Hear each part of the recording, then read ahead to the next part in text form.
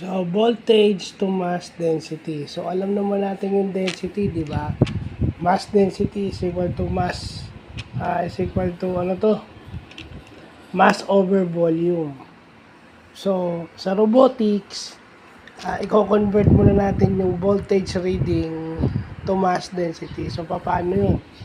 So, yung usual na linear, yung linear calibration.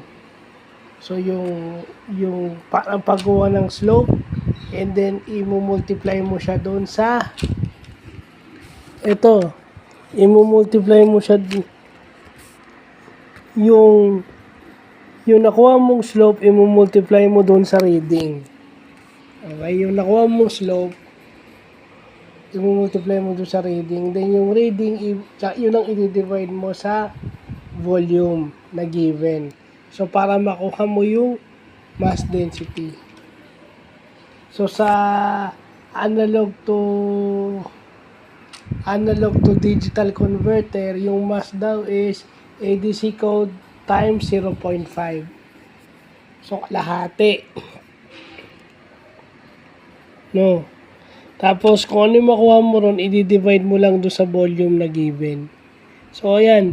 Huwag muna natin pahirapan. May ganyan muna, no. Yan muna tayo. So, yun lang pa.